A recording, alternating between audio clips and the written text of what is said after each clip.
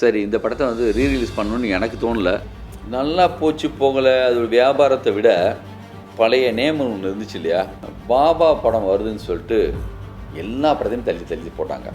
பாபா தெரியும், ரஜினி சார் படங்களில் வேறு வேறு புற காரணங்களும் இருந்துச்சு, படமும் அப்படினாலும் போகலை. நல்லா தானே போயிட்டுருக்கு. ரன்னு மாதிரி ஒரு கதை சொல்லுங்கள் சார், எங்கே போனாலும் கேட்பாங்க, அது என்கிட்டயே கேட்பாங்க. துரந்தர் படம் அவ்வளோ பெரிய கிட்டு இந்தியா மட்டும்தான், அதில் என்ன அந்த மாதிரி அம்சம் இருக்குது? இந்த மரியாதைக்கு எடுக்கணும், கொஞ்சம் கூடுதலாக கொஞ்சம் சவுண்டு கொஞ்சம் அதிகமாக இருக்கும், அதை பொறுத்துக்கணும். அதாவது எல்லா படமும் நம்ம வந்து எடுக்கிறோம், ஆனால் ஒரு சில படங்களுக்கு தான் நம்ம நினச்ச மாத்திரத்தை எல்லாமே அமைஞ்சு வரும்னு சொல்லுவோம். அப்படி அமைஞ்சு வந்த படம் வந்து ரன்னு. ப்ரொடியூசர் ஆகட்டும், கேமராமேன் ஆகட்டும், மியூசிக் டைரக்டர், அந்த படத்தில் அந்த fight master, all technicians, lyric writers எல்லாமே அமைஞ்சு வந்தது, டைலாக் ரைட்ரு. அப்படி நான் எங்கே போனாலுமே நிறைய இடங்களில் சார் ரன்னு மாதிரி ஒரு படம் மறுபடியும் பண்ணுங்க சார்பாங்க, இல்லை ரன்னு ரீலீஸ் பண்ணலாமே சார்பாங்க. ரன்னு தான் சார் வந்து நான் காலேஜ் படித்தப்போ நான் வந்து பார்த்த படம், மொதல் சென்னைக்கு வந்து பார்த்த படம் சார், கல்யாணமாக புதுசில் பார்த்தேன் சார், அப்படிலாம் நிறைய கேட்டுகிட்டே இருப்பேன். சரி இந்த படத்தை வந்து ரீரிலீஸ் பண்ணணுன்னு எனக்கு தோணலை. ரீரிலீஸ் பண்ணுறது மேலே சமீபத்தில் வந்து பர்சனலாக வந்து என்னென்னா, எது ஓடும் ஓடாதுன்னு தெரியவும் தெரியாது. திடீர்னு பார்த்தா கில்லி மிகப்பெரிய ஹிட்டாக போகுது, பார்த்தா படையப்பா அது வந்து பெருசாக ஹிட் ஆகுது. கில்லியே ஓடுனுச்சுன்னா அப்போ குஷி வந்து எப்படிடா ஓடுன்னு நம்ம வெயிட் பண்ணியிருந்தா, குஷி அப்படி ஒன்றும் பெருசாக போக மாட்டேங்குது. சச்சின் வந்தப்போ பெருசாக போகல, ஆனால் இப்போ ரிலீஸ் ஆகிறப்போ அது ஒரு பெரிய ஹிட் ஆகுது. அதனால் வந்து அது என்ன கணக்குன்னே நம்மளுக்கு தெரியாது, எனக்கு நிஜமாக தெரியாது. நானும் உங்களை மாதிரி ஒரு ஆடியன்ஸ் மாதிரி வெயிட் பண்ணிகிட்ருக்கேன். இப்போ சமீபத்தில் கூட எங்கேயாவது போனால் கூட ரன்னு ரீரிலீஸ் ஆகும் சார் அப்படி சொல்லி கேட்குறாங்க. அது டிபியில் வச்சுருக்கேன் சார், கண்டிப்பாக போய் பார்ப்பேன் சார், சார் கண்டிப்பாக நான் போய் தேட்டரில் பார்ப்பேன் சார் அப்படி சொல்கிறதுக்கு கொஞ்சம் இருக்காங்க. இந்த படத்தை அப்போது வந்து ரத்ன சார் வந்து எந்த காம்ப்ரமைஸ் இல்லாமல், மேடி, அந்த பக்கம் பார்த்தா மீரா ஜாஸ்மின், எவ்வளோ வில்லன் வந்து அதுல் குல்கர்னி, எல்லாமே வந்து அப்படி பண்ண ஒரு படம், ஒரு ட்ரெண்ட் செட்டிங்கான ஒரு படம்னு தமிழ் தெலுங்கில் எல்லா பக்கமும் எல்லாம் யாரை பார்த்தாலும் பெரிய பெரிய ஆர்டிஸ்ட் கூட பிரபாஸ் சாரை போய் மீட் பண்ணால் 8 தடவை பார்த்தேன் 10 தடவை பார்த்தேன் ரன்னு, இது எங்கே ஷூட் பண்ணீங்க, அது எங்கே ஷூட் பண்ணீங்க கேட்டே இருப்பார். இந்த படத்தை கரெக்டாக இந்த மாதிரி நேரத்தில் ரிலீஸ் பண்ணுறோம். இந்த படத்தை ரிலீஸ் பண்ணணுன்னு நினச்சது யாருன்னா என்னை விட பாலாஜி சார்னு சொல்லிட்டு, அவர் வந்து பைசன் படத்தை தெலுங்கு ரிலீஸ் பண்ணாங்க, எங்களுடைய நண்பர். அவர் வந்து என்ன சொன்னார்னா, சார் எனக்கு ரொம்ப பிடிச்ச படம் சார் ரன்னு, நான் ரிலீஸ் பண்ணுறேன் சார் சொல்லிட்டு, ஜெகதாம்பே அப்படின்னு அவங்களுடைய கம்பெனி பேர், அவர் தான் இந்த படத்தை ரிலீஸ் பண்ணுறார். அவர் இங்கே வந்திருக்காரு, அவரையும் நான் இதில் அவரை கூப்பிடணும் விரும்புகிறேன். Sir please sir. சார் வணக்கம், வாங்க சார். சார் வாங்க sir, please sir. Sir Anand வந்து சூப்பர் டூப்பர் ஹிட்டுக்கு அப்புறம் நீங்கள் எடுத்த படம் இந்த படத்தில் ஆக்ஷன் ஹீரோவாக ஆனாலே மேட் சார் கார்த்திகை பாருங்க. இந்த கதை எப்படி உருவானது, அந்த தேரடி தேவதைகளை வந்து நீங்கள் எங்கே பார்த்தீங்க? அதான் நான் எல்லா பெட்டியிலும் சொல்லியிருக்கேன், இருந்தாலுமே வந்து கண்டிப்பாக இப்போ ரீலீஸ் ஆகிறதுனால நம்மளுக்காக கண்டிப்பாக நிச்சயமாக திரும்பி சொல்லலாம். அதாவது படம் மாதிரி இன்னொரு படம் இருக்கக்கூடாது, இதுக்கும் கண்டிப்பாக ஒரு டைரக்டருக்கு எப்பயுமே இந்த 2வது படம் ரொம்ப இம்பார்ட்டன்ட்டு, அது ஓடுற படமாக இருக்கணும் பர்டிகுலராக. அப்புறம் அந்த படம் மாதிரி இந்த ஃபேமிலி படம் எடுத்தால் அந்த மாதிரியே எடுப்பாருன்னு யாரும் நினைக்கக்கூடாது. அதுக்காகவே பிளான் பண்ணி இந்த சேலப் ஸ்கிரிப்ட் தான் என்னுடைய 2வது படமாக இருக்கும்னு நினச்சி பண்ணது தான். மாதவன் சாருக்காகவே எழுதுனது தான், அவருக்காகவே எழுதுனது. ரத்ன சார்கிட்ட சொன்ன உடனே ஃபோன் பண்ணார், ரத்ன சாருக்கு உடனே பிடிச்சிச்சு. ஃபோன் பண்ணி சொன்ன உடனே மேடி. தமிழ்ல அறிமுகமாகக்கூடிய படம், இதுக்கு ஆல்டர்னேட்டிவ் ஹீரோயின் வேற ஏதாவது ஷூட் பண்ணீங்களா சார்? எப்படி இவங்க படத்துக்குள்ள உள்ள வராங்க? மீரா ஜாஸ்மின் வந்து முதல்ல வரல, 4 நாள் வேற ஒரு ஹீரோயின் வச்சு ஷூட் பண்ணோம். அது வந்து 4 நாள் வந்து எனக்கு அவங்களுக்கு வந்து தமிழ் தெரியாது, இங்கிலீஷு ஹிந்தி அந்த மாதிரி தான் அந்த பொண்ணுக்கு தெரியும். லாங்குவேஜ் மட்டும் இல்லை, நான் நினச்ச கேரக்டரை அவங்கக்கிட்ட சொல்லி புரிய வச்சு வாங்குறதுக்குள்ளே எனக்கு ரொம்ப கஷ்டமாக இருந்துச்சு. ஒரு 4 நாள் ஷூட் போச்சு, ஆனால் எனக்கு பயம் வந்துச்சு, ஐயோ இது கரெக்டாக ஒர்க் ஆகாது இருக்குன்னு சொல்லிட்டு நிறுத்திட்டேன் ஷூட்டிங்கை. நிறுத்திட்டு ரத்ன சார் எல்லாத்தையும் வர வச்சு போட்டு காட்டி, சார் எனக்கு ரொம்ப பயமாக இருக்குது சார், அது ஒரு க்யூட்டாக ஸ்டைலாக நான் ரொம்ப விரும்பின லுக் வைஸாக ஓகே சார், ஆனால் வந்து அந்த பெர்ஃபார்மன்ஸ் என்னால் வாங்க முடியல, அதனால் மாற்றிடலாம் சார்னு சொன்னப்போ, ஆல்ரெடி ஆனந்த விகடன் ரேப்பரில் மீரா ஜாஸ்மினுடைய ஸ்டில் நான் பார்த்துருந்தேன். பாய்ஸ்க்காக ஒரு 20-30 ஹீரோயின்ஸ் வந்து சார் வந்து சங்கர் சார் பார்த்து வச்சுருந்தார். அப்போது அவர் சார்கிட்ட சொன்னப்போ இல்லை இது வந்து சங்கர் சார் பார்த்து வச்சிருக்காரு, நம்ம அதை பற்றி பேச முடியாதுன்னு சொல்லிட்டார் ரத்னம் சார். அதுக்கப்புறம் அவங்க வந்து ஜெனிலியாவை ஓகே பண்ணது பிறகு எனக்கு இந்த பிரச்சனைலாம் வந்தப்போ கூப்பிட்டு இந்த மாதிரி திருப்பியும் அந்த பொண்ணை வர வச்சு பார்க்கலாம் சொல்லி கஸ்தூரிமான்னு ஒரு படம் நடிச்சிட்டு இருந்தாங்க லோகிதாஸுடைய படத்தில். இங்கே வந்து ஆதித்யாவில் வந்து நான் கதை சொன்னேன். தமிழ் புரியாதப்போ நான் தமிழில் சொல்லுவேன், என் கோஆர்டினேட்டர் கனக சம்பாதின ஒருத்தர் இங்கிலீஷில் சொல்லுவார். அன்னைக்கு எனக்கே ஒரு விஷயம் என்னென்னா, என் படம் இங்கிலீஷில் கேட்கும்போது எனக்கே புதுசாக இருந்துச்சு. இவ்வளோ நல்லா இருக்கா, உண்மையிலே ரன்னு மாதிரி இருக்கு, ரன்னு டைட்டில் வச்சா ரன்னு மாதிரியே இருக்கேங்கிற மாதிரி. அன்றைக்கி எனக்கு புது நம்பிக்கை வந்துச்சு. எனக்கு மீரா ஜாஸ்மின் கதை சொல்லும்போது எனக்கு வந்து நம்பிக்கை என்னென்னா, என்னப்பா இது ஒரு வேறு எதாவது மாதிரி தெரியுது இந்த படம் மாதிரி, எனக்கு ஒரு ஐ ஓப்பனர் மாதிரி இருந்துச்சு. அவங்க உள்ளே வந்தது பிறகு அது நல்லா அற்புதமாக. டெக்னிக்கலாக படத்தை தான் என்ஹான்ஸ் பண்ணியிருக்கீங்களா, ஆடியோ வீடியோ இல்லை கிளாசிக்காகவே எப்படி கொடுக்குறீங்களா? இப்போ இந்த படம் அப்போ வந்து ஃபிலிமில் ஷூட் பண்ணோம், ஜீவா சார் கேமராமேனு. இப்போ டிஜிட்டலாக அது மாற்றிருக்கு. டிஜிட்டலாக மாற்றினது மட்டும்தான், ஆனால் அந்த குவாலிட்டி ரொம்ப அற்புதமாக இருக்குது. இந்த மாதிரி சரியான படத்தில் எதையுமே நீக்கவும் முடியாது, புதுசாக வைக்கவும் முடியாது. நம்மளே அதை வந்து அமைதியாக அப்படியே விடுறது தான் அதோடைய தகுதி. சார் இப்போ குஷி படம் சரியாக போகலன்னு சொன்னீங்க, அஞ்சான் படம் ரீரிலீஸ் பண்ணிருந்தீங்க, எப்படி போயிருந்தது? நல்லா போச்சு போகலை, அதோட வியாபாரத்தை விட பழைய நேம் ஒன்று இருந்துச்சு இல்லையா, அது மாறிடுச்சு. எல்லார் சைட்லேருந்தும் சார் நல்லா இருக்கே சார், இப்போ ரொம்ப கிரிப்பாக இருக்குது சார், சூப்பராக இருக்குது சார்னு சொல்லிட்டு எல்லோரும் சொல்ல, எனக்கே மனசு திருப்தி தான், நல்லா இருந்துச்சு. ஓகே பண்ண வரைக்கும் அந்த படமும் என்ன செய்யணுமோ அது ரீசனபிளாக ஒன்று செஞ்சது. சார் அந்த ரன் படத்தில் வந்து விவேக் சாரும் ரகுவரன் சாரும் நடிச்சிருப்பாங்க, இப்போ அவங்க நம்மளே இல்லை. இப்போ ரீலீஸ் மாதிரி இவங்களோட பிரிவை எப்படி பார்க்கணும்? நிறைய பேர் சார், அவங்க மட்டும் இல்லையே. இப்போ பாரதிராஜா சார், நம்ம யாரை தேடி வந்து இந்த சினிமாவுக்கு வரணும்னு ஆசைப்பட்டு வந்தோமோ அந்த பாக்யராஜ் சார், அவங்க இல்லை. லிங்சாமே இச்சு போட்டு கூப்பிடுவார் என்ன, பேரன்பு என் மேலாம். அவர் வந்து என் கூட இருக்கிறதா தெரிஞ்சா மேடம் வந்து ஃபோன் பண்ணுவாங்க, எங்கே இருக்கீங்க கேட்பாங்க. என் கூட தான் இருக்காருன்னு தெரிஞ்சா அவங்களுக்கு ஒரு நம்பிக்கை வரும், நீங்கள் இருக்கீங்களா கூட, ஓகே நீங்கள் கூப்பிட்டு வந்துடுங்கன்றாங்க. மறுபேச்சே பேச மாட்டாங்க, அவ்வளோ தூரம் என்னை நம்புவாங்க. அதுமாதிரி பாரதிராஜா சார் வந்து ஹைதராபாத்தில் ஷூட் பண்ணிகிட்டு இருக்கப்போ அவர் வேற ஒரு ஷூட்டிங்கில் இருந்தார். கூப்பிட்டு போய் நான் எந்த அப்பார்ட்மெண்ட்டில் தங்க இருக்கணும் அந்த அப்பார்ட்மெண்ட்டில் 3 நாள் தங்க வச்சு, அவருக்கு யாரெல்லாம் பிடிக்குமோ அவங்களெல்லாம் ரூமுக்கு வர சொல்லி நம்ம டைரக்டர்ஸு ரைட்டர்ஸு எல்லாம் வந்து மீட் பண்ணிட்டு போனாங்க. குருகார்னு அவர் மேலே பேரன்பில் இருப்பாங்க. நான் வந்து சங்கராபரண சாங்கு தொருக்குனா இது வந்துட்ட சாங் போட்டு கால்லாம் அமுக்கி விடுவேன். இது எனக்கு கொடுத்து வச்சுருக்கணும் சார் இதெல்லாம்னு. லிங்கு அப்படின்னு கூப்பிட்ற மாடுலேஷன் இன்றைக்கி வரைக்கும் காதில் திரும்பியும் கேட்டே இருக்கும். விவேக் சார்லாம் வந்து பெரிய இழப்பு. அது வந்து இன்னும் ரொம்ப சின்ன வயசு, இன்னும் கொஞ்ச நாள் அவர்லாம் வந்து அது சடன் தாங்க முடிய மாட்டேங்குது, ஹார்ட் அட்டாக்கு அவருக்கும். அதே மாதிரி ரகுவரன் சார், அவரும் வந்து பெரிய ஒரு ஆளுமை. நான் அதை நேற்று கூட ஒரு இன்டர்வியூவில் சொன்னேன். அவெல்லாம் செட்டுக்குள்ளே உள்ளே வரும்போதே நம்மளுக்கே வந்து என்னென்னா, ஏதாவது இவருக்கு செய்யணும்டா, என்ன மாதிரி இருக்கார், நம்மளும் அலர்ட் ஆகும். ஒரு நம்மளுக்கு வந்து அந்த ஒரு சரியான படம் நம்ம எடுக்கிறோங்கிற ஒரு மூடை வந்து கொடுப்பாங்க அவங்கெல்லாம். அவர் டப்பிங்கில் வந்து அவர் பேசுகிற மாடுலேஷனு, நான் பெரிய ரசிகர் அவருக்கெல்லாம். நான் ஊர்லேருந்து அவர் என்னென்ன படம்லாம் பார்த்தேன், உதயம் படம், இந்த பவானி, அதே மாதிரி வந்து பூவிலி வாசல்ல, அவருடைய பல படங்கள் எனக்கு அவ்வளோ பிடிக்கும். அதை நான் அவரெல்லாம் சொல்லி காட்டுவேன், அவர் மாதிரியே பேசிலாம் காட்டுவேன். அவர் பயங்கர சந்தோஷமாகிடுவார். நல்லா அதெல்லாம் பெரிய இழப்பு தான் அது. சார் ரன் படத்தில் வந்து விவேக் சார் அந்த ஒரு காமெடி ட்ராக் இருக்கும். இப்போ உள்ள தமிழ் சினிமாவில் இப்போ ரீசெண்டாக அந்த ஒரு ட்ராக்ன்றது, ஒரு காமெடி ட்ராக்ன்றதே நமக்கு இல்லாமல் போயிடுச்சு. இருந்தாலும் நமக்கு வந்து ஒரு 15 years பேக் உள்ள காமெடி ட்ராக் படங்களை தான் நம்ம போட்டு பார்க்க முடியும். இந்த செட் ஆஃப் சேஞ்ச் எப்படி பார்க்குறீங்க? அது காலகட்டம். அது வந்து நானே அந்த ட்ராக் பஸ் வந்து படத்துலலாம் வைக்கல. அப்போவே எனக்கு அந்த மாதிரி இருக்கிறது எனக்கும் பிடிக்கல. ஆனந்தத்துலேயும் பார்த்தீங்கன்னா தனியாக காமெடி ட்ராக்குன்னு இருக்காது. அது மேலே எனக்கு விருப்பமும் கிடையாது. ஆனால் ரத்தின சார் சொன்னார், வந்து இந்த படம் வந்து ஃபுல்லாக இந்த மாதிரி இருக்குது, இது ஸ்லீக்காக இருக்கிறது மட்டும் இல்லை, கொஞ்சம் காமெடி இருந்தால் நல்லா இருக்குன்னு சொன்னதுனால தான் அந்த காமெடி ட்ராக்கை சேர்த்தேன். ஆனால் அது வந்து அந்த காலகட்டத்துடைய ஒரு அடையாளம் மாதிரி ஆயிடுச்சு. அந்த படத்துக்கு பிறகு அதே மாதிரி ட்ராக் வந்து எடுத்து முடித்த படத்துக்கு 4-5 படத்துக்கு ஷூட் பண்ணாங்க, அது எனக்கு தெரியும். படத்தை ரன் படம் எவ்வளோ பெரிய ஹிட், அதே மாதிரி பாடல்களும் ரொம்ப பெரிய ஹிட், இன்னைக்கு அது கேட்டுட்டே இருக்காங்க. ஸோ நீங்க விஜய் சார் பேசுனீங்களா?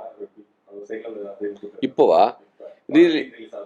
ரிலீஸ் ஆகிறத பற்றி இப்போ பேசலை. சமீபத்தில் அதுக்கு முன்னாடி ஏதோ ஒரு இன்டர்வியூவில் நானும் அவர் கலந்துக்கிட்டு இந்த பாடல்களை பற்றிலாம் பேசினோம். இப்போ பேசலை நான். ஆனால் மிகப்பெரிய மேஜிக் கிரியேட் பண்ணியிருப்பாங்க.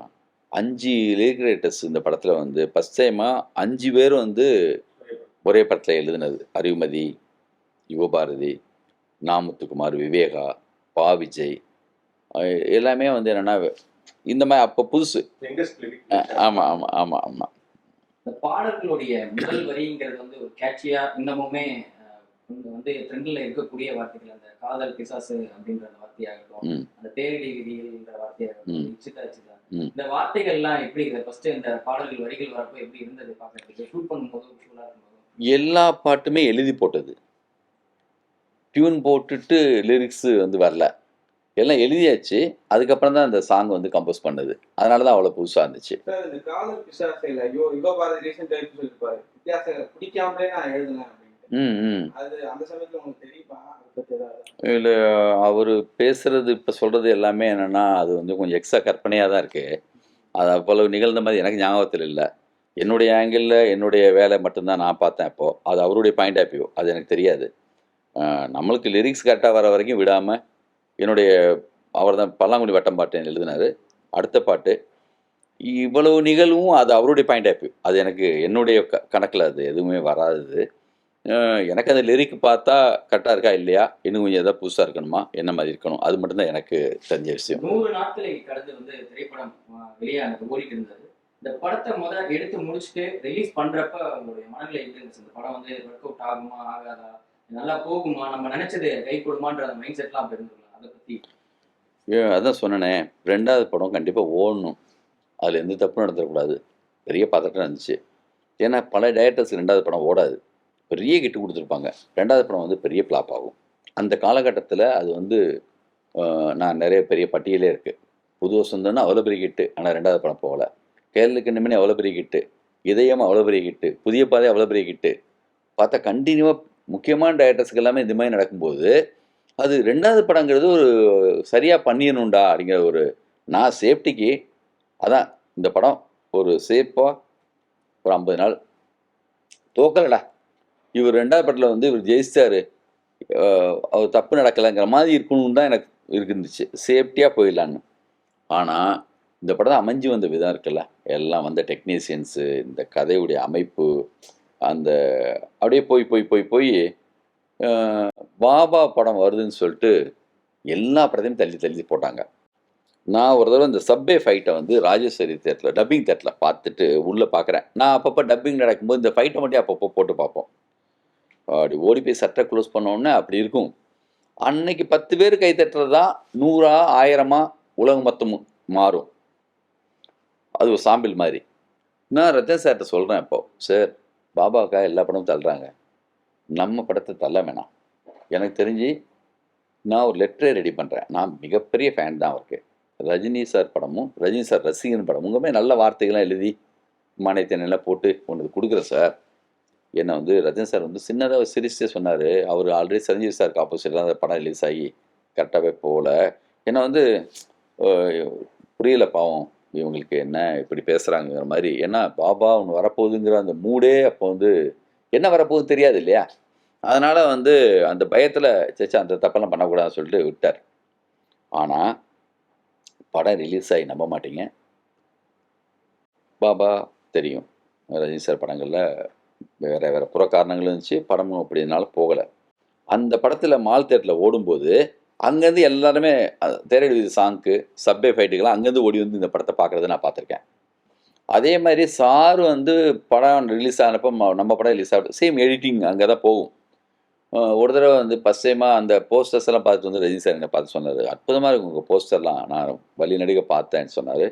அப்புறம் பெங்களூர் போயிட்டார். போய் அங்கேருந்து கேட்குறாரு, நம்ம இங்கே இருக்கிற மாரியப்பன் சார் அவங்களுக்கு தெரிஞ்சவங்ககிட்டலாம் எப்படி போகுது, என்ன படம் போகுதுன்னா ரன்னு 24 கழிச்சு ஃபோன் பண்ணாலும் ரன்னு வந்துட்டு என்னை கூப்பிட்டாங்க. சாரை போய் மீட் பண்ணேன் கேளம்பாக்கம் இதில். அப்போது போனான்லாம் எப்படின்னா 2 மணி நேரம் 3 மணி நேரம் போகும் மீட்டிங் சாரோட. நானாக கிளம்பி வரணும்.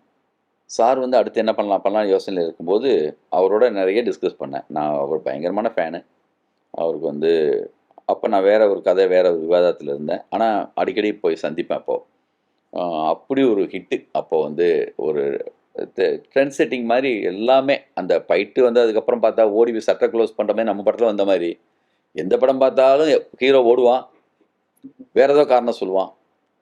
ரன்னு மாதிரி ஒரு கதை சொல்லுங்கள், ரன்னு மாதிரி ஒரு கதை சொல்லுங்கள். சரி, எங்கே போனாலும் கேட்பாங்க. அது என்கிட்டயே கேட்பாங்க.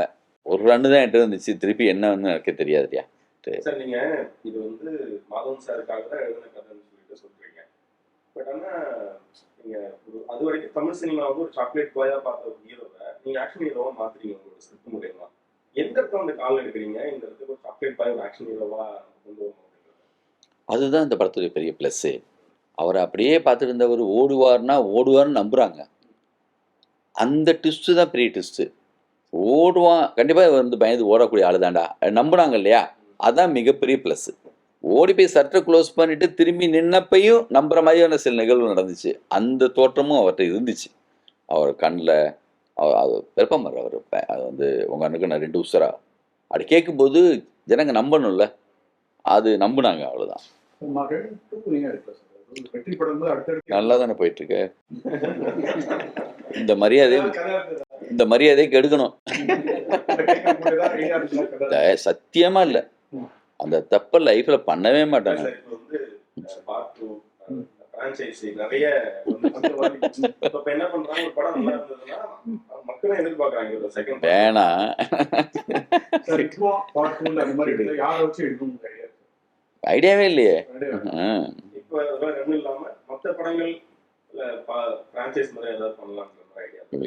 அந்த அது எடுக்கும்போதே 2 பார்ட்டாக எடுக்கிறப்ப அதுக்கு ஒரு உயிர் இருக்குது. உடனே எடுத்தால் பரவாயில்ல. ஒரு காலகட்டம் மாறினதுக்கு பிறகு அதை நம்ம தொடாமல் இருக்கிற வரைக்கும் அது கொடுக்குற மரியாதை விட்டுடணும். அது அப்படியே இருந்தால் தான் நல்லது. சார் அந்த காலத்துலேயே வந்து மாமா மச்சான் உறவுகள் வந்து பக்காவாக அந்த ஸ்க்ரீன் பிளே காட்டியிருக்காரு.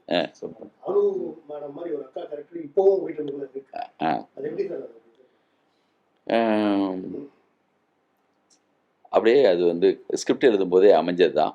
அது கரெக்டாக அனுகாசன் மாதிரி ஒரு ஆர்டிஸ்ட், அப்புறம் வந்து ரகுவரன் சார், இதெல்லாம் வந்தது பிறகு அது புது உறவு முறை தான். அந்த படத்துலேயே வந்து ஒட்டக மாதிரி இருக்கார், எனக்கு பிடிக்கவே இல்லை. சின்ன ஒரு காரணம் தான். ஆனால் அவர் வீட்லேயே வந்து தங்கி இங்கே படிக்க ஒருத்தன் வரும்போது அவங்க 2 பேருக்குள்ளே இருக்கிற அந்த பேசாமல் இருக்கிறதுக்கூடிய ஒரு சின்ன விஷயம், அது நல்ல ஒரு ஒர்க்காச்சு. அந்த காலத்தில் ஆமாம் ஆமாம். சார் படத்தோட இன்னொரு பெரிய ஜீவா சார் கேமரா. ஜீவா சாருக்கு உங்களுக்குள்ள நட்பு இருந்தது? ஜீவா சார் வந்து பயங்கர ஸ்பீடு. அவர் வந்து கேமரா வச்சு அந்த பேக்லைட்டில் அவர் வந்து ஒர்க் பண்ணுற விதானம், டெலியில் ஒர்க் பண்ணணும் ரொம்ப ஆசைப்படுவார். அப்புறம் வந்து ரொம்ப ஃபைன் டியூனிங்கான ஒரு டைமிங். ஒரு நாள் அவர் கார் அனுப்புறதுக்கு கொஞ்சம் லேட் ஆகிடுச்சு, பிறகு ஆட்டோ பிடிச்சி வந்துட்டார். அப்புறம் டிஸ்கஷன் கூப்பிட்டாருன்னா ஏதோ ஒரு இடம் வந்து நம்ம வந்து அப்போ வந்து நம்ம இது இருக்கும், நம்ம இன்னைக்கு வந்து பூங்காவா மாற்றிருக்காங்க இல்லையா, செம்மொழி பூங்காவா. அப்போ அது வந்து நம்ம உட்லண்ட்ஸு, அங்கே கார்லாம் டிரைவிங் உட்லண்ட்ஸ், அங்கே வர சொல்லிடுவார். வர சொல்லிட்டு டிஸ்கஷன்னா போனால் வேறு பேச்சே இருக்காது. இப்போ காஸ்டியூம் பற்றி டிஸ்கஷன் போனோடனே ஸ்டார்ட் பண்ணுவார். லிங்கு இது இது இது இது இது குட், ஓகே, உனக்கு ஓகே தானே, டவுட் இல்லை எதுங்க சார், சூப்பர் சார், வேறு என்ன பேசுறதுக்கு இருக்கா, கிளம்பிடுவார். இந்த மந்தமாக வேற பேசுறது, வேற அரட்டடிக்கிறது, இந்த சினிமாவை பற்றி வேறவங்களை பற்றி சொல்கிறது, வேலைன்னா வேலை. ஸ்பாட்டுக்கு வந்தால் ரெடி வர சொல்லு. அதனால தான் மார்ச் 1 ஷூட்டிங்கு, ஜூலை மாதம் காப்பி ரெடி ஆச்சு. அவரும் அப்படி தான் இருப்பார், நானும் அப்படி தான் இருப்பேன். 2 பேருக்குமே வந்து அப்படி செட் ஆகும். கொஞ்சம் கூடுதலாக கொஞ்சம் சவுண்டு கொஞ்சம் அதிகமாக இருக்கும், அதை பொறுத்துக்கணும். அது வந்து படத்துக்காக தான் இருக்கும், எக்ஸ்ட்ராவாலாம் இருக்காது. வந்து அவர் வேலையை அவர் வந்து 100% பண்ணுவார். நம்ம நினச்சதை தாண்டி எனக்கு வந்து பண்ணி கொடுத்தாரு. இங்கிலீஷ் டைட்டில் எப்படி சார்? இன்னைக்கு இருக்க சூழலில் இங்கிலீஷ் டைட்டில் சாதாரணமாக இருக்கும். 2002 வரும்போது எந்த மாதிரி எதுவும் வேண்டான்னு யாரும் எதுவும் சொன்னாங்களா? இல்லை, அந்த டைட்டில் வந்து என்னென்னமோ டைட்டில் வச்சோம். சத்யா சார் தான் வந்து ரன்னுன்னு சொன்னது அவர் தான். ஆனால் சொன்னவொடனே பளிச்சுன்னு இருந்துச்சு. இம்மிடியட்டாக எங்கள் டைலாக் ரைட்டரு பழனிசாமி வந்து இதை டிசைன் பண்ணார். அப்போ ஜென்டில்மேன்லாம் இங்கிலீஷில் வந்து டைட்டில் இருக்குது. அந்த காலகட்டத்துலேயும் ஒரு சில இங்கிலீஷ் டைட்டில் வந்திருக்கு. சென்சி கிட்ஸ் ஹேண்டில் பண்றது தான் சார் சினிமாவுக்கு பெரிய சேலஞ்சா இருக்கு. யாரோ எல்லா டேரக்டர்ஸுமே ஸ்கிரிப்ட் எழுதும்போதே வந்து இந்த Gen Z kids Gen alpha kids எல்லாம் எப்படி அவங்கள அட்ராக்ட் பண்ற மாதிரி எப்படிலாம் இருக்குன்னு எழுதுறாங்க. ஹீரோஸும் அவங்களுக்கு ஏற்ற மாதிரி தான் மாறுறாங்க. டீமே அந்த பக்கம் போயிட்டு இருக்கு. குறிப்பா வந்து பாடல்களோ காட்சிகளோ கருப்பு இவ்வளவு பெரிய கிட்டு, கருப்புல ஏதாவது அது மாதிரி அம்சம் இருக்கா? இல்ல சார், அது தனியா சொல்றேன். இப்போ வந்து என்னன்னா வாங்க இல்ல சார் அவர் கேக்குறேன்னா இப்ப குறிப்பா ஏதாவது ஒரு காட்சிகளோ பாடல்களோ இப்ப இல்ல அதுக்கு பதில் பேசிடுவோம். நம்ம ரன்னுல ஜென்சிஸ் வந்து கொண்டாடுறதுக்கு உண்டான மொமெண்ட்ஸ் எல்லாம் என்னென்ன இருக்கு அப்படின்னு சொன்னீங்கன்னா அது இல்லை, நான் ஜென்ரலாக சொல்கிறேன். அதெல்லாம் ஒரு மாயைங்க. அதுக்கு படம் பண்ணால் அதுக்கான நியாயத்தோடு அந்த படத்தை பண்ணும், அது கரெக்டு தான். ஆனால் எல்லா காலகட்டத்துலேயும் எல்லா படமும் போகும், எல்லா டைப்பும் போகும். அவனை கொண்டு போய் சரியான ஒரு படத்தில் இப்போ வந்து உட்கார வைங்க, கெக்க பக்கன்னு சிரிச்சுட்டு இது அப்படின்னு இருக்கக்கூடிய அவங்க அதுக்குள்ளே விளை வச்சிட முடியும். எல்லா காலகட்டத்துலேயும் அவங்க இருந்துகிட்டே தான் இருக்காங்க, நம்மளும் அப்படி இருந்து தான் வந்திருக்கோம். அது துரந்தர் படம் அவ்வளோ பெரிய கிட்டு இந்தியா மொத்தமும். அதில் என்ன அந்த மாதிரி அம்சம் இருக்குது? நல்ல படம் கெட்ட படம் எடுத்துக்கிட்ட விஷயம் 100% அதில் ஒர்க் ஆகிருக்கு, ஆகலை. அது மட்டும்தான் நிஜம். அது அவங்களுக்காக மட்டுமே பிளான் பண்ணி அந்த ஏஜ் குரூப்புக்கு ஒரு படம் பண்ணணும்னு சொல்லி அந்த படத்துக்குள்ளே கதை கரெக்டாக இல்லாமல் அதுக்கான நியாய தர்மங்கள்லாம் கரெக்டாக இல்லைன்னா அந்த படம் ஓடாது. அவனும் வந்து எந்திரிச்சு போயிட்டே இருப்பான். கரெக்டான ஸ்கிரிப்டு, அது என்ன ஸ்டைலாக ஃபிலிமாக இருக்கட்டும், அது என்ன ஸ்டைலாக ஃபிலிமாக இருக்கட்டும், அந்த படத்துக்கான நியாய தர்மத்தோட சரியாக உண்மையாக செஞ்சா. இப்போ திருஷ்யம் இருக்குது, அது அவங்களுக்கான படமா? 3 பாட்டு வந்துருச்சு, இப்போ 3 பாட்டு வந்துருச்சு, 3வது பாட்டும் வந்துடுச்சு.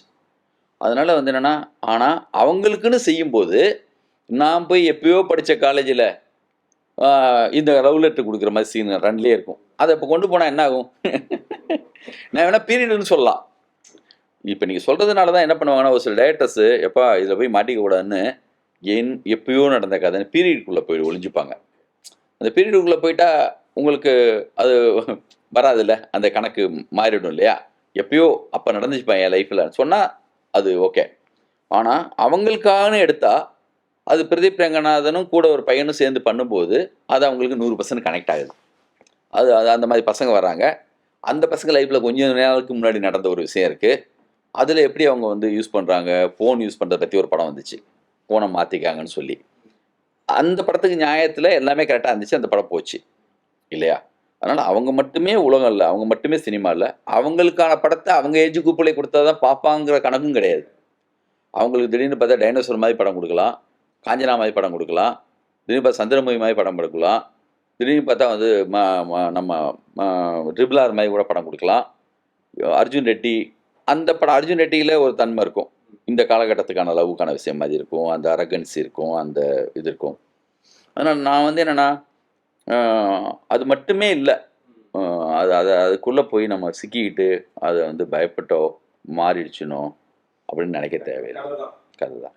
ஸோ இப்போ இருக்க டேரக்டர்ஸ் ஆகட்டும், மியூசிக் டேரக்டர்ஸ் ஆகட்டும், அவங்க என்ன அப்படின்னா அவங்களுடைய படத்துடைய காட்சி ஒரு ரீல்ஸில் ட்ரெண்ட் ஆகணும், அவங்களுடைய அந்த டான்ஸை வந்து ஒரு திரும்ப டான்ஸ் ஆடி அதை ட்ரெண்ட் ஆகணும், அந்த மியூசிக் ட்ரெண்ட் ஆகணும்னு ஃபுல்லாகவே இந்த ரீல்ஸ் மைண்ட் செட்லேயே அந்த ப்ரோமோ டீசர் ஆகட்டும் ரிலீஸ் பண்ணுற மாதிரியான ஒரு காலகட்டம் தான் இப்போ போயிட்டு இருக்கு. அதை பற்றி காலகட்டத்துக்காக வேலை பார்க்கலாம்.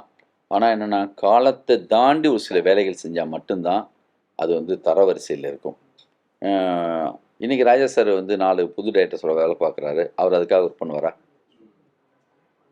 மாஸ்டர்ஸ் எப்பயுமே காலத்தோட தான் ஒன்று இருக்க மாட்டாங்க.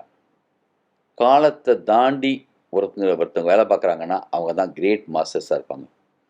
அந்தந்த நேரத்துக்கு அந்த பாஸ்ட் ஃபுட்டு மாதிரி. தம்பி நான் பேசுவேன், நீங்கள் பேசுகிறீங்களா? டிஸ்டர்ப் ஆகுது, சாரி. அதனால் இந்த ரீல்ஸுக்காக வேலை பார்க்குறேன், இதுக்காக ஒர்க் பண்ணுறேன், அதெல்லாம் வந்து என்னென்னா அந்தந்த காலத்து பொழப்புக்காக அந்த நேரத்து விஷயத்துக்காக இன்ஸ்டண்ட்டாக ஒரு அதுக்காக பண்ணுறது இருக்குல்ல, அது ஒரு பொழப்பு.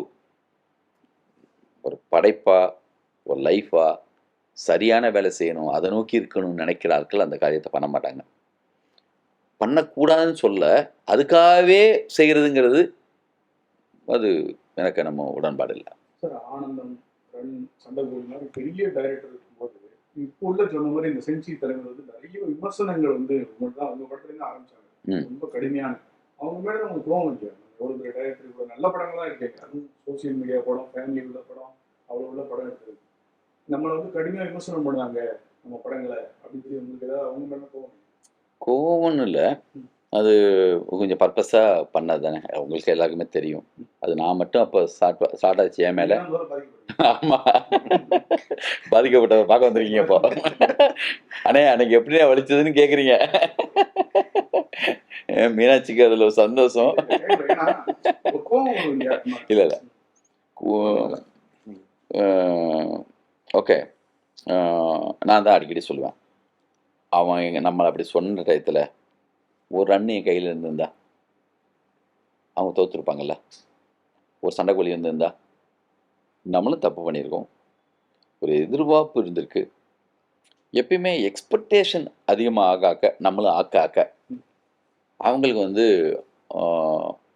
இது இருக்குது அது இருக்குதுன்னு நம்மளும் யானை குதிரைன்னு சொல்லி வச்சிடறோம்.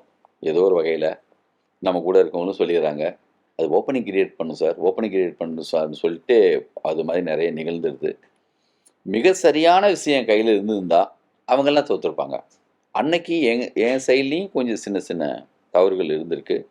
அது அது வந்து அவங்க அப்படி ஆயிடுச்சு. குறிப்பாக இப்போ இந்த கங்குவா படத்துக்கு அப்புறமும் கூலி படத்துக்கு அப்புறமும் அந்த இயக்குநர்கள் மீது இருக்கக்கூடிய விமர்சனம் வந்து தனிப்பட்ட விமர்சனங்களாகவே போயிட்டு இருக்கு. லோகேஷ் கனகராஜ் ஆகட்டும், சிறுத்தை சிவாவாகட்டும். இப்போ இதெல்லாம் பற்றி பேசும்போது ஆட்டோமேட்டிக்காக நம்ம மைண்டுக்கு வரதுக்கூடியது வந்து லிங்குசாமி அப்படின்னு. ஏன்னா இவரும் இதில் முன்னாடி பாதிக்கப்பட்டது அவர் தான் அப்படின்ற மாதிரி தனிப்பட்ட விமர்சனங்கள் இயக்குநர்கள் மீது அவங்க ரசிகர்கள் எதிர்பார்த்த படத்தை கொடுக்க முடியல அப்படின்றதுக்காக படத்துடைய இயக்குநர்கள் மீது வைக்கக்கூடிய தனிப்பட்ட விமர்சனங்கள் கொடுத்து அதான் எவ்வளவு ஜாக்கிரதையாக எவ்வளோ சரியாக பேசினாலுமே முன்னாடி பின்னாடி கட் பண்ணி வேற ஒன்று எடுத்து போட்டிங்கன்னா அது வேறையாக தான் இருக்கும். அதில் யாருமே அதில் வந்து தப்பிக்கவே முடியாது. இனிமே அதை தாண்டி தான் வந்து இங்கே இருக்க வேண்டியிருக்கு. அந்த போக்கு வந்து இப்போ எல்லா பக்கமும் அரசியலில், சினிமாவில், பிஸ்னஸில் எல்லாத்துலேயுமே தான் இருக்குது. அந்த போட்டி பொறாமை எல்லாத்தையும் கடந்த, நான் தான் சொல்லுவேன், எதிரி கூட ஒத்துக்கக்கூடிய, நம்முடைய பரம எதிரியாக கூட ஒருத்தர் இருக்கலாம், அவங்க கூட ஒத்துக்கக்கூடிய அளவுக்கு ஒரு வேலை நம்மகிட்டேருந்து வரணும். அப்படி வந்துட்டா அவங்களே கூட ஏய் நல்லா கடா சொல்லக்கூடிய அளவுக்கு நம்ம வேலை செய்யணும். கொஞ்சம் கூடுதலாக நம்மளும் செய்யணும். அது காலங்காலமாக அது வந்து அது ஒன்றுமே பண்ண முடியாது, இருக்க தான் செய்யும். அது ஹை அண்ட் லோ மாதிரி, அது ஒரு பொறாமை போட்டி வந்து தொடர்ந்து ஜெயிக்கும்போது இருக்கிற ஒரு விஷயம். சைக்காலஜிக்கலாகவே அது வந்து வந்துடும். லோகேஷ் வந்து ரொம்ப பெருசாக தப்பாலாம் எப்பயுமே எதுவுமே பேசலை. இருந்தாலுமே வந்து என்னென்னா கொஞ்சம் வெயிட் பண்ணிகிட்டே இருந்தாங்க. அவரை வந்து அப்படி இது பண்ணாங்க. ஒரு சரியான இன்னொரு வேலை செய்யும்போது அது மாறிடும். எல்லாருமே இந்த பக்கம் வந்துடுவாங்க. கரெக்டான ஒரு படம் வந்துச்சுன்னா அவன் வந்து நிரந்தரமாக அப்படின்லாம் யாரும் இருக்க போகிறதில்ல. குறிப்பிட்ட பேர் பர்பஸாக இருக்கிறவங்க குறிப்பிட்ட பேர் தான். அதில் ஒரு பர்சன் கூட சொல்ல முடியாது, அவங்களையே யோசிச்சுட்டு இருக்க முடியாது எப்பயுமே. அதனால தான் மணிஷார் கூட சமீபத்தில் கௌதம்கிட்ட பேசும்போது, நீ அனாவசியமாக போய் இந்த கமெண்ட்ஸ் எல்லாம் பார்க்காத, உன் வேலையை பாரு. தேவையில்லாமல் போய் அதை பார்த்தா அது வந்து ஒர்க் பண்ணவே முடியாது. அப்புறம் படம் பண்ணும்போது இவங்க என்ன நினைப்பாங்க, இது ரீல்ஸில் கிட் ஆகுமா, இவங்க என்ன சொல்லுவாங்க, அதை யோசிச்சுட்டே நீங்கள் வந்து படைக்க முடியாது. நம்ம ஒன்று செய்கிறோம், அது ஜனங்க பார்க்குறாங்க, கரைஞ்சி செய்கிறோம், உண்மையாக செய்கிறோம், அதுக்கான ஒரு ரெஸ்பான்ஸ் ஒன்று வர்றதுக்காக தான் நம்ம வெயிட் பண்ணணும். அந்த டைம்ல வந்து இப்ப இருக்கக்கூடிய இயக்குநர்கள் முதற்கொண்டு எனக்கு வந்து விஜய் சார் கூட படம் பண்ணணும்னு ஆசை, அஜித் சார் கூட படம் பண்ணணும்னு ஆசை அப்படின்றத இன்னமும் நம்ம கேட்டுட்டு இருக்கோம். அந்த டைம்ல வந்து கில்லி படத்துக்கு முன்னாடி பீக்ல இருக்கக்கூடிய டைம் நீங்க ஆகட்டும், விஜய் சார் இருக்கிற டைம், உங்களுக்கு நீங்க ஏதாவது கதை வச்சிருந்தீங்களா சார்? பண்றதுக்கான சாத்தியக்கூறுகள் ஏதாவது இருந்ததா? இந்த படமே சாருக்கு பண்ணுறதுக்காக ஒரு தடவை ஏவிஎம் மூலமாக எஸ்ஏ சஞ்சய் சாரை பார்த்து அப்போ வந்து சொன்னோம். அவங்க சார் பண்ணால் நல்லா இருக்குமேனு சரவண சார் தான் எனக்கு அனுப்பி வச்சாங்க ரன் கதையை. அப்போது வந்து அவங்க வந்து அவங்களுக்கு ஒரு பிளான் இருக்கும் இல்லையா, அடுத்தடுத்து இந்த மாதிரிலாம் போகணும், இந்த கிராப்பில் எப்படி இருக்குன்னு. அப்போது எஸ்ஏ சஞ்சய் சார் ஒத்துக்கலை. தமிழன்னு ஒரு படம் தம்பி பண்ணுறாங்க, அதனால் வந்து கமிட் ஆகிருக்காரு.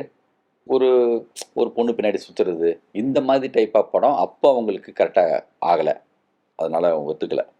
அதுக்கப்புறம் சண்டைக்கோழி, அது சார் பண்ண வேண்டியது, அது மிஸ் ஆச்சு. வேட்டை பண்ண வேண்டியது மிஸ் ஆச்சு. அவங்க ஆடியன்ஸ் இருக்காங்கல்ல. நான் ஒரு பயங்கர ரஜினி சாருடைய ஃபேன் தான். விஜய் சாரை அவ்வளோ பிடிக்கும் எனக்கும். அவரோட படம் பண்ணணும்னு என்னை விட என் படத்தை தனியாக பார்க்குற அவங்க ஃபேன்ஸு, அவரை பார்க்குறவங்க, இவங்க 2 பேரும் சேர்ந்தா நல்லா கொள்ளன்னு விரும்பினவங்க இருக்காங்க. நிறைய பேர் சொல்லுவாங்க என்கிட்ட, ஏன் சார் விஜய் சார் கூட பண்ணுங்க சார்பாங்க. அது கரெக்டாக அமைஞ்சு வரல. அதான் திரும்ப திரும்ப நான் வந்து அவரை சாரை வந்து எப்பயுமே மீட் பண்ணும்போதெல்லாம் சொல்லுவேன், இந்த மாதிரி மிஸ் ஆகிட்டே போகுது சார்னு. நான் கிண்டலுக்கெல்லாம் வந்து எலெக்ஷன் வரப்போகிறதுக்கெல்லாம் முன்னாடி ஷூட்டிங் ஸ்பாட்டுக்கெல்லாம் எப்பயாவது லீவ் ஷூட்டிங் ஸ்பாட்டில் போவோம்ல, நான் கிண்டலுக்கு சார் ஒரு சினிமாவில் தான் கனெக்ட் ஆக முடியாது சார், ஒரு வார்டு கவுன்சிலர் அண்ணா சும்மா இருங்கண்ணா அப்படின்னு வாங்க. இது இன்னைக்கு வந்து இந்த காலகட்டம் இருக்கு இல்லையா, சினிமாவில் நான் கனெக்ட் ஆகாட்டினாலும் நிச்சயமாக அவருடைய அரசியல் நிலைப்பாடு, அவர் இன்னைக்கு அவர் பண்ணுற முன்னெடுத்து போகிற எல்லா விஷயங்களுக்கும் நான் வந்து முழுக்க முழுக்க வந்து நான் கட்சியில் சேரல, ஆனால் கட்சியில் தான் இருக்கேன். நிறைய இயக்குனர்கள் நடிகர்கள் வந்து தொடர்ந்து கட்சியில் செஞ்சுட்டே இருக்காங்க. உங்களுக்கு ஏதாவது அந்த மாதிரியான அரசியல் முன்னெடுப்புகள் பயணங்கள் ஏதாவது இருக்கா? அவர் கூட தானே இருக்கோம், நம்ம ஆட்சி தானே. இல்லை அது இல்லை, வெறும் கட்சியில் சேர்றது மட்டும் இல்லைங்க. அது அவங்கள சந்திக்கலாம், சந்திக்காமல் இருக்கலாம், அவங்களோட வந்து நம்ம பேசலாம், பேசாமல் போகலாம். ஆனால் ஒரு சிலரோட மட்டுமே அவங்க நம்மளை வாட்ச் பண்ணிட்டே இருப்பாங்க, நம்மளும் அவங்கள வாட்ச் பண்ணிட்டே இருப்போம். எங்கேயோ ஒரு இடத்துல எப்பயோ மீட் பண்ணுவோம், ஆனால் டெய்லி மீட் பண்ணுற மூடு இருக்கும். அவரை சினிமா பற்றி நம்ம அவர் சினிமா டெய்லி பேசிகிட்டுலாம் இருக்க மாட்டோம், ஆனால் எப்பயாவது பார்ப்போம் இல்லையா, நம்மளுக்கு பிடிச்சவங்கள அது ஏதோ ஒரு வகையில் நம்மளை பற்றியான ஒரு விஷயம், அவங்களுக்கு ஒரு பாசிட்டிவான மூடு இருக்கும், நம்மளுக்கும் அவங்கள பற்றியான ஒரு பாசிட்டிவான மூடு இருக்கும். நீங்கள் நம்ப மாட்டீங்க, எலெக்ஷனுக்கு முதல் நாள் ரிசல்ட் பார்க்குற அன்னைக்கு 8 மணிக்கு நாங்கள் இங்கே அசம்பிள் ஆகிட்டோம். நம்ம ஆஃபீஸில் ஒரு கிரிக்கெட் பார்க்குற மாதிரி, ஒரு ஃபைனல் மேட்ச் பார்க்குற மாதிரி உட்காந்து பார்த்தோம். நான், சங்கர் சார், பேரரசு சார், சரண் சார், ஒரு முக்கியமான டைரக்டர்ஸு, என்னோடய அசிஸ்டன்ஸு, எல்லாருமே உட்காந்து பார்க்குறோம். நான் பன்னீர்செல்வம்னு சொல்லிட்டு ரேணிகுண்டா டைரக்டர், என்னோடய அசிஸ்டண்ட்டு, மாபெரும் நம்பிக்கை, யார் சொன்னாலும் கேட்க மாட்டார். அவர் தாங்க வர்றார், இத்தனை சீட்டுங்க அதெல்லாம் சொல்லிட்டு இருப்பார். அவர் இப்படி சொல்கிறாருன்னொன்னே அது ஒரு காமெடி. மற்றவங்களுக்கெல்லாம் உள்ளே வந்தோடனே என்ன சொல்லுவாங்க, கேட்க சொல்லுவாங்க, கேளுங்க பண்ணியிருக்கேன் கேட்க சொல்லுவாங்க. அவர் 100% சொல்லுவார். அவர் மட்டும் இல்லை, எனக்கும் அந்த நம்பிக்கை இருக்கும். ஆனால் ஒரு சில நண்பர்கள் சொல்லுவாங்க, அவர் தொகுதியில் அவரே தோற்றுருவாருங்க அப்படிலாம் சொல்லுவாங்க. இல்லை, சான்ஸே கிடையாதுங்க. 2 வருஷம் கட்சி ஆரம்பிச்சு எப்படிங்க வருவார்? இந்த ஓட்டு இது இருக்குது, இதெல்லாம் ஜாதி ஓட்டு, இது பிக்சர் ஓட்டு, இவ்வளோ செஞ்சுருக்காங்க, இது மட்டும்தான் வரும், இந்த கணக்கெல்லாம் போடுவாங்க. ஒரு எல்லா கணக்கையும் பொய்யாக்கி ஒரு பணத்தை கொடுத்து ஜெயிக்க முடியுமா? முடியல. ஜாதி மூலமாக முடியுமா? முடியலை. மதத்து மூலமாக முடியுமா? முடியலை. ஒரு 2 வருஷம் கட்சி ஆரம்பித்து இந்தியா அளவில், உலக அளவில் இப்படி ஒரு மேஜிக்கா? எந்த கணக்கும் பொய்யாயிடுச்சு. இது வந்து சாதாரண விஷயம் இல்லை. அதான் என்கிட்ட பிரபுதேவா சார் சொன்னார், சார் நம்ம கூட ஒரு எம்ஜிஆர் இருந்திருக்காரு சார், உங்களுக்கு தெரியாமல் போச்சு இல்லை சார் என்னாரு. அது நிச்சயம். அவருடைய கான்ஃபிடன்ட் லெவலு நல்லா இருக்கும். கான்ஃபிடண்ட்டாக இருங்க. என்ன ஒரு கான்ஃபிடென்ட்! அவர் எவ்வளோ நம்பியிருக்காரு. சாதாரண விஷயம் இல்லைங்க. சாதாரண குடும்பத்து பசங்க வந்து பணம் கொடுக்காம இத்தனை தொகுதிகளில் சாதாரண குடும்பத்து பசங்களாம் ஜெயிச்சு வர்றதுங்கிறது எவ்வளோ பெரிய விஷயம். அது இன்றைக்கி நான் கேள்விப்படுறேன், கரப்ஷனுங்கிற ஒரு விஷயமே தமிழ்நாட்டிலேருந்து சுத்தமாக போகிற மூடு இப்போ இருக்குது. அதுக்கான எல்லா பக்கமும் அதுக்கான சத்தம் கேட்குது. அவ்வளோ நியாயமாக போயிட்டுருக்கு. அதனால் வந்து கட்சியில் சேர்றதில்ல. நான் அவரோட தான் பயணிக்கிற மாதிரி, அவரோட இருக்கிற மாதிரியான மூடு தான் எப்பயுமே. அவரை நடிகராகவும் அவருடைய பெர்ஃபார்மன்ஸ் வைஸாகவும் அவ்வளோ பிடிக்கும். இப்போ இந்த அரசியலுக்கு வந்து அவர் வந்து எனக்கு ஒரு நாள் நைட்டு வந்து இது இன்றைக்கி சொன்னால் என்னமோ வந்துட்டாங்கடா எல்லாம் முதலே இவரெல்லாம் சொல்லிட்டாராம், தெரிஞ்சிச்சான். நம்ம தோழர்கள் காத்துட்ருப்பாங்க கண்டிப்பாக இதுக்காக சொல்கிறதுக்காக. வந்துடுவீங்களே ஜெயிச்சோடனே சொல்கிறதுக்குன்னு நினப்பாங்க. அது அவருக்கு தெரியும். எலெக்ஷனுக்கு முன்னாடி அவரை நான் மீட் பண்ணும்போது அவர்கிட்ட என்ன பேசியிருக்கேன், அவருக்கு எனக்குமான கனெக்ட் என்னங்கிறது எனக்கும் அவருக்கும் மட்டும் தெரியும். அதனால் இதை வெளியில் சொல்லி நிரூபிக்கணும் அவசியம் கிடையாது. என்னுடைய சக நண்பர்களுக்கு தெரியும், என்னோடய அசிஸ்டன்ஸுக்கு தெரியும் நான் என்ன பேசிட்டு இருந்தேன்னு. நல்லது நடந்திருக்கு, நல்லா இருக்கும். நீங்க போயிட்டு விஜய் சார் வந்து மாலை போட்டுட்டு வெளியே வந்து கார்ல இருக்காரு, உங்களை பார்த்தோம் டக்குன்னு கார் விட்டு கீழே இறங்கிட்டு பர்சனலா பேசுற மாதிரி இருக்கு. தனிப்பட்ட அன்புக்கு உங்க மேல இருக்கிற அதான் இல்லை, அதுக்கு முன்னாடி சாரை வந்து கோவாவில் மீட் பண்ணும்போது நான் வந்து சார் உங்கள்கிட்ட மீட் பண்ணோம் சார்னு இந்த அரசியல் ஒரு மாநாடுலாம் நடத்தினார் இல்லையா, அதுக்கப்புறம் தான் கோவாவில் வந்து கீர்த்தி சுரேஷ் மேடம் மீட்டிங் இதில் பார்க்குறேன், கல்யாணத்தில் கீர்த்தி மேரேஜில் பார்க்கும்போது சாப்பிட்டு முடிச்சுட்டு வரும்போது ஈவினிங் மீட் பண்ணலாண்ணா அப்படின்னார். ஒரு 4 மணிக்கு சார் நானும் சும்மா ஒரு 10 நிமிஷம் மீட் பண்ணணும்னு நினச்சி தான் நான் போனேன். 2 பேருடைய மீட்டிங் 1 ஹவர் போச்சு. அவர் சிஎம் ஆகிட்டா அவர் எப்படி இருக்கணும் அப்படின்னு எனக்கு என்னெல்லாம் தோணுச்சோ அது அவர்கிட்ட நான் பேசியிருக்கேன், சொல்லியிருக்கேன். அது எப்பயாவது தான் மீட் பண்ணுவோம், ஆனால் இந்த கனெக்ட் இருக்குன்னு சொன்னல கூட இந்த மற்ற டைரக்டர்ஸ் எல்லாமே கூட என்னென்னா, சார் நீங்கள் படம் பண்ணல சார் அவரோட, என்ன சார் இவ்வளோ பயங்கரமாக இப்படி 2 பேரும் இப்படி கனெக்டில் இருக்கீங்க அப்படின்னு சொல்லுவாங்க. அது அவருக்கு பிடிச்சது நம்மளுக்கு பிடிக்கலாம். வீட்டுக்கு போனால் சாங்கெல்லாம் போடுவார்ல, பார்த்தா என்னுடைய படத்தை சாங்காக போடுவார். அப்புறம் எனக்கு எந்த பாட்டெல்லாம் பிடிக்குமோ, சிரஞ்சீவி சார் சாங்லேருந்து ஆரம்பித்து அங்கே தெலுங்கில் என்னென்ன பாட்டெல்லாம் பிடிக்குமோ அதெல்லாம் அவர் போடுவார். என்ன இப்படி ஒத்து போகுதுன்னு இருக்கும். படம் தான் பண்ணலையே ஒழிய இந்த ஒத்த அலைவரிசையில் வந்து இருக்கும் பல விஷயங்கள், அது நம்ம பார்க்கலாம். அப்புறம் நம்ம எல்லாருமே அவங்க எல்லாம் வாட்ச் பண்ணுறது இல்லைன்னு நினச்சிட்ருக்கோம். எல்லாரை பற்றி எல்லாமே தெரியுது. நாங்கள் வந்து ஒரு டீமாக நான், மணி சார், சங்கர் சார் எல்லாமே இருக்கோம். அதில் வந்து கௌதம் இருக்கார், எல்லாமே இருக்கோங்கிறது வந்து வெற்றிமாறன் இருக்காங்கிறது அவருக்கு தெரிஞ்சிருக்கு. நீங்களாம் ஒன்றா உட்காந்து பேசுவீங்களாமே, என்ன சார் பேசுவீங்க, எப்படி இருக்கும், ஐயோ நல்லா இருக்குது சார், இவ்வளோ பேர் இருந்தீங்கன்னா அங்கே எப்படி இருக்கும் அப்படின்னு அவரை பற்றியெல்லாம் கேட்பார். அதனால் வந்து என்னென்னா அவர் பர்சனலாக 100% அவரை பொறுத்த வரைக்கும் என்னென்னா, சார் காசு வச்சுட்டு எதுவுமே பண்ண முடியாதுங்கிறது இப்போ நிரூபணம் ஆயிடுச்சு. அப்புறம் எது காசு? அவர் பார்க்காத காசா? அவருக்கு 200 கோடி சம்பளம் வாங்கின ஒரு ஆள் அதை தூக்கி போட்டு வர்றாங்க. அப்படின்னா அவங்க எப்படி இருப்பாங்க, எப்படி எடுத்துகிட்டு போகணுன்னு ஆசைப்படுவாங்க. அதனால் வந்து ரொம்ப அற்புதமாக இருக்கும். நம்ம ஒரு மிக முக்கியமான ஒரு காலகட்டத்தில் இருக்கோம். அது சந்தோஷமாக இருக்குது. சார் ரன் எத்தனை தியேட்டரில் வருது, அதே சமயத்தில் இன்னைக்கு படம் பண்ணவங்க அரங்கு வந்து பழைய படங்கள் ரீலீஸ் ஆகாத இன்னைக்கு தியேட்டர் கிடைக்கல அப்படின்னு குற்றச்சாட்டு பண்ணியிருக்காங்க. பெரிய படங்கள் எதுவுமே இப்போ இல்லை, ஒரு 2-3 படம் தான் வருது. இதய முரளி வருது, அதுக்கப்புறம் வந்து லவ் தனஞ்சயன் சார் படம் வருது. அதனால் தேட்டர்ஸுக்கு ஒன்றும் பிரச்சனை இல்லை. நம்ம விஷ்ணு விஷால் படம் கூட நல்லா போகுதுன்னு நினைக்கிறேன். நம்மளுக்கு சக்தி ஃபிலிம் ஃபேக்ட்ரி அவங்க தான் வந்து தேட்டர்ஸ் எடுக்கிறாங்க. கண்டிப்பாக ஒரு 150 ஸ்க்ரீன் வரும், அவ்வளோ போட்டால் போதும். ரீலீஸ் தானே, ஒருவேளை நல்லா போச்சுன்னா வந்து நல்லா போச்சுன்னா எனக்கு தெரியாது அதை பற்றி. ஒருவேளை ஜனங்க வந்தாங்கன்னா எக்ஸ்டெண்ட் பண்ணிக்கலாம். கேரளா கர்நாடகாவிலையும் ரிலீஸ் பண்ணுறோம். சார் உங்கள் டைரக்ஷனில் புதிய படம் எப்போ சார் இருப்பாங்க? தப்பாக இருக்காது. சரி, உங்கள் டைரக்ஷனில் புதிய படம்? ஆமாம், அதுக்கான ஸ்கிரிப்ட் ஒர்க் போயிட்டுருக்கு. கூடிய விரைவில் அதுக்கான அனௌன்ஸ்மெண்ட் வரும். திருப்பதி பிரதர்ஸில் ஒரு நேம் சார், ரொம்ப நாள் ஆச்சு சார், எப்போ சார் திருப்பதி? எங்களுக்கும் ஆசை தான், எல்லாம் காலம்தான் கரெக்டாக போயிட்டுருக்கப்போ எல்லாம் அப்படி வந்து இத்தனி படம் ஒரே நேரத்தில் 5 படம் நம்ம எதிர்பார்க்கவே இல்லை. நான் ஊர்லேருந்து கிளம்பி வந்தோம்லாம் யோசிச்சு பார்த்தோமா, ஒரே நேரத்தில் 5 படம்லாம் நான் பண்ணுவேன், டயட் பண்ணுறதுக்காக வந்தோம். திடீர்னு ஒரே நேரத்தில் 5 படம் ஒரு கம்பெனியில் நடக்குமா, இல்லை சாத்தியமா? இந்த ஆஃபீஸ் வாசல் மொத்தமும் அவ்வளோ கூட்டம் இருக்கும், அவ்வளோ டேரக்டர்ஸ் இருப்பாங்க. அது ஒரு காலகட்டம், அது ஒரு மேஜிக். அது நினச்சி பார்க்க முடியாத வளர்ச்சி கூட எப்பயுமே என்னென்னா கொஞ்சம் பிரச்சனை தான். அது ஏதோ ஒரு வகையில் வந்து அப்படி இருந்தது வந்து இப்போ திடீர்னு ஒரு தேக்கம் ஒன்று வந்துச்சு. அது தானாக சரியாகணும். நம்ம போர்ஸ்டாக இன்னும் எவ்வளோ நிரூபிக்கிறோம் பாருன்னு சொல்லி தப்பு பண்ணக்கூடாது. ஃபஸ்ட் ஜென்ரேஷன் தானே, நம்ம நிறைய பட்டுட்டோம். சரி எது, தவறு எது, நல்லவங்க யார், கெட்டவங்க யார், எதை பண்ணணும் பண்ணக்கூடாது, அந்த ஒரு பக்கமும் வந்திருக்கு. ஒவ்வொரு ஸ்பீடு எங்கள் 2 பேருக்குமே, தம்பிக்கும் சரி எனக்கும் சரி, எந்த படம் பார்த்தாலும் நம்ம வந்து ரிலீஸ் பண்ணணும், பார்க்கணும். அந்த ஸ்பீடு கூட என்னென்னா அதுவே கொஞ்சம் பிரச்சனையாக இருந்துச்சு. இப்போ கொஞ்சம் கண்ட்ரோல் ஆகிருக்கு. மறுபடியும் மிக சரியான நபர்கள் உள்ளே வந்திருக்காங்க. சார்லாம் இப்போ வந்து எங்களோட பயணிக்கிறதுக்கு ரொம்ப அற்புதமாக வந்திருக்காரு.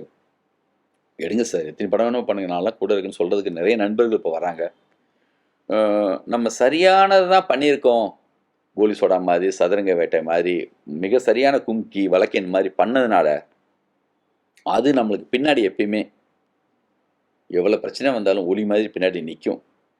நம்ம பண்ண ஆனந்தமா சரி, ரன்னா சரி, சண்டைக்கோழி சரி, பையாவும் சரி, இன்றைக்கும் கேட்குறீங்கல்ல எப்படி சார் என்ன. அதனால் அடுத்த கட்டமாக திருப்பதி பேஸும் மிக முக்கியமான ஒரு வேலைகள் செய்கிறதுக்கும், நியூ டேலண்ட்ஸ் நிறைய பேர்ட்ட கதை கேட்டு சரியான படங்கள் ரிலீஸ் பண்ணுறதுக்கும் ஒரு இது அமைஞ்சு வந்திருக்கு. அது இந்த வருஷத்துலேருந்து இது ஒரு சில நேரங்களில் இது நம்ம காலண்டான்னு ஒரு ஒரு ஒரு நம்மளுக்கே ஒரு ஸ்மெல் ஒன்று, ஒரு ஃபீல் ஒன்று வரும். அந்த ஃபீலை நம்ம இப்போ ஏதோ வந்திருக்கு, ஸ்டார்ட் பண்ணலாம். இறுதியாக அந்த படம் என்ன ரிலீஸ் ஆகுது அது மட்டும் அப்படியே சமூகம் அந்த படம் ஜூலை 10th ரிலீஸ் ஆகுது. இந்த படத்துடைய ரிலீஸ் பண்ணக்கூடிய ஜெகதாம்பே பாலே சார் இருக்காங்க. நீங்கள் சொல்லுங்கள் சார். சொல்லுங்க, என்ன விரும்புறீங்க சொல்லுங்க. இல்லை, படத்தை பற்றி சார் நிறைய சொல்லிட்டாரு. இந்த படத்தை பற்றி சொல்லிட்டே போகலாம். இது 25 வருஷத்துக்கு முன்னாடி எடுத்த இந்த படம் அன்னைக்கு தான் புது படம், இன்னைக்கு இது புது படம். மறுபடியும் 25 வருஷம் விட்டு நீங்கள் எடுக்க போனாலும் அன்னைக்கு அது புது படம். ஒரு சினிமான்றதுக்கு என்னென்ன தேவை, ஒரு மனுஷன், நான் ஒரு ஆடியன்ஸாக பேசுகிறேன், எனக்கு என்ன வேணும், நான் போய் இந்த படத்தை ஒரு தேட்டரில் ஒரு படம் பார்க்க போனால் எனக்கு என்ன தேவை, அத்தனையும் இந்த சினிமாவில் இருக்குது. கண்டிப்பாக சொல்கிறேன், இன்னைக்கு இருக்கிற யங்ஸ்டர்ஸ்க்கு ரொம்ப முக்கியமான படம். இன்னைக்கு ட்ரெண்ட் செட்டு மாற்றிட்டு ஜென்சி கிட்டு நீங்கள் ஒரு கேள்வி கேட்டீங்க. அந்த ஜென்சி ஸ்கிட்டுக்கு ஜென்சி கிட்டுக்கு வந்து படம் எடுக்கலவங்க, ஒரு ட்ரெண்டை மாற்றிருக்காங்க. அதில் கதை கிடையாது, பிரம்மாண்டம்ன்ற சொல்லிட்டு அன்னைக்கு ஒரு நேச்சுரலாக படம் எடுத்தாங்க. இன்னைக்கு வந்து சிஜி ஒர்க்கில் வந்து அந்த பிரம்மாண்டத்தை காட்டுறாங்க. சிஜி எல்லாம் இல்லாத காலத்தில் கதையும் திரைக்கதை வச்சுட்டு பிரம்மாண்டம் காட்டினாங்க பார்த்தீங்களா, அதுதான் இது. அப்படி பண்ண ஒரு மாபெரும் டைரக்டரு. அவர் கூட நின்று நான் இந்த படத்தை பண்ணுறதுக்கு, சாரே வேண்டாம், எதுக்கு இப்போ சில படம் ஓடுது சொன்னார். கில்லி ஓடிச்சு, அதே சார் இது குஷி ஓடலையேன்னு சொன்னார். சார் அது வேண்டாம் சார், ரன் ஓடும் சார். இப்போ ஒரு சின்ன எக்ஸாம்பிள், இந்த படத்தோட ப்ரொடியூசர் ஏஎம் ரத்னம் சார் என்ன பண்ணார், நாயக்கன் படம் ஹிந்தியில் எடுத்துகிட்டு மறுபடியும் வர தமிழுக்கு ஒரே டைமில் 10 படம் எடுக்கணும்னு சொல்லி, அது நீங்களாம் உங்களுக்கு தெரியும், அனௌன்ஸ் பண்ணிட்டு வந்து அனௌன்ஸ் பண்ணுறாரு. ஆனால் அந்த 10 கதையில் முதல் கதையை தேர்ந்தெடுத்தது ரன்னு. அன்னைக்கு ரன்னான ரத்னம் சார் இன்னைக்கு வரலும் பல பாஷையில் ரன் ஆகிட்டு இருக்காரு. இந்த ரன்னோட சாதனை அதை ஒன்றே போதும். கண்டிப்பாக இன்னைக்கு இருக்கிற ஆடியன்ஸ் இந்த படத்தை பார்க்கணும். பார்த்துட்டு வெளியே வரும்போது 100 ரூபா கொடுத்து டிக்கெட் பார்க்க கொடுத்து தேட்டருக்கு வர ஒரு ஆடியன்ஸு ஏமாற மாட்டான், சந்தோஷத்தில் வருவான். எனக்கு நேரம் இருந்தால் மறுபடியும் இந்த படத்தை பார்க்கணும்னு சொல்லி தான் போவான். இன்றைக்கி பாருங்க, எத்தனையோ ஓடிடியில் வந்திருக்கலாம், வேறு டிவியில் வந்திருக்கலாம். இன்றைக்கி நாங்கள் அந்த டிஜிட்டலெல்லாம் பண்ணி அதை மறுபடியும் சரி பண்ணி இப்போ பார்க்குறதுக்கு அப்படி இருக்குது. இந்த படத்தை நான் டிஜிட்டலில் பண்ணோடனே என்னை பார்க்க சொல்லி சார் அனுப்பிச்சார். அப்போ என்னோடய கசின் இங்கே இருக்கார், நான் பெங்களூர். அவர்கிட்ட நான் ஃபோன் பண்ணேன், வாங்க படம் பார்க்க வரோம், வந்து பாருங்கன்னு சொல்லி. அவர் வர்ற வழியில் ஒரு ஃப்ரெண்டை கூப்பிட்டு வந்திருக்காரு. அவருக்கு இந்த படம் பார்க்குறோன்ற எண்ணத்தில் வரலை, வந்தார். நீங்கள் சொன்னீங்க விவேக் சார் பற்றி சொன்னீங்க பாருங்க, அதுக்காக சொல்கிறேன். அந்த படத்தை பார்க்க உள்ளே வந்தவர் என்ன பண்ணிட்டாரு, விவேக் சார் அவர் ஒரு 55 வயசு இருக்கும், படத்தை பார்க்கும்போது சிரிக்கிறாரு, குழந்த மாதிரி ஆயிடுறாரு. ஒரு 3 சீட் தள்ளி உட்காந்துருந்தேன். நான் விவேக் சார் சீன் வரும்போதெல்லாம் படத்தை பார்க்கல, அவரை பார்க்க ஆரம்பிச்சிட்டேன். அவ்வளோ கொண்டாடுறாரு. இன்னைக்கு அந்த மாதிரி ஒரு எல்லா சீனும் பொருந்தி வந்தது சார், எதுவுமே இதில் திணிக்கல சார். இன்னைக்கு அவர் கேட்டார், அந்த அண்ணன் அக்கா தம்பி பாண்டிங் அது சும்மா வரல, சாரோட வாழ்க்கை, அவரோட ஃபேமிலியில் அவர் அப்படி தான் வாழ்கிறாரு. அதோட பிரதிபலிப்பு தான் அது வெளியே அந்த அளவுக்கு தெரியுது. நான் அந்த சீனை பார்க்கும்போது நான் அதே ஃபீல்டில் தான் அந்த சீனை பார்த்தேன், என்னோடய ஃபேமிலிக்குள்ளே என்ன நடக்குதுன்றது. அது மாதிரி சரியாக ஒரு எந்த சீனை சொல்லணும், எந்த சீனை சொல்ல வேண்டான்றது இதில் இல்லையே. எதை எடுத்தாலும் அப்படி தான் இருக்கும். கடைசியாக இந்த இன்னைக்கு 10 மணிக்கு தூக்குறேன் உன்னை தங்கச்சியான்றாரு, 12 மணிக்கு தூக்குறேன்றாரு. ஃபுல்லு ப்ரொடக்ஷன் காத்துட்டு இருப்பாங்க, உள்ளவே இருப்பார். அவங்கள ஏமாற்றிட்டு தூக்கிட்டு ஈஸியாக வந்துடலான்னா அங்கே வச்சா இருப்பாருங்க ஒரு ஹேண்டிகேப் ஒரு இது.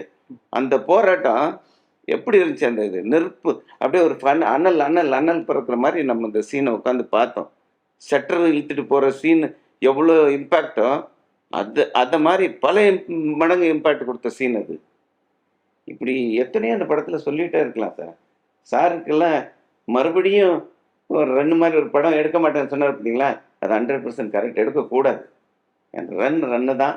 மறுபடியும் ஜெகதம்ப ஃபிலிம்ஸும் சரி, திருப்பதி பிரதர்ஸும் இந்த படத்தினால கண்டிப்பாக கடவுளால் ரன் ஆவாங்க. ரன் மாதிரி எப்படி எடுத்து Thank you. சொல்லி வச்சு. Thank you thank you thank you. அந்த கேள்வி மேலே கோவம் உங்கள் மேலே கோவம் இல்லை, கேள்வி மேலே தான் கோவம். பாலாஜி இந்த மீனாட்சி நான் சொல்லி சொல்றேன். ஆமாம் வந்துருக்கீங்களே, ஆமா நேரா அப்பதான் ஜாயின் பண்ண அப்பதான் ஸ்டார்ட் பண்றீங்க கேட்டா அப்படியே சார் மீரா ஜஸ்மின்காக வந்த மீரா ஜஸ்மின்காக சொல்றேன். வந்தீங்க, காரைக்குடி வந்தீங்களே, காரைக்குடி வந்தோமா அப்படியே தான் இருக்கீங்க. அவ்வளோ அப்படியே இருக்காருங்க, சேஞ்சஸ் இல்லை. மாயாஜால் சொல்லிஸ் பண்ணால நான் ஆமா ஆமா, அது மாயாஜால ஒரு மீனாட்சி இருப்போம் அப்படி தெரியுமா? சரி இறந்துட்டாங்க. மீனாட்சி தான் லுக்கு மாறவே இல்லை, அப்படியே இருக்கா. அப்படி எங்க சார் சாப்பிடுறது சுகர் சுகர் இருக்கா? எதுவுமே சாப்பிட மாட்டேன். பாச்சா பையனை ஒன்றா நம்பி எப்படா ஃபுட்டுன்னா இல்லை இப்போ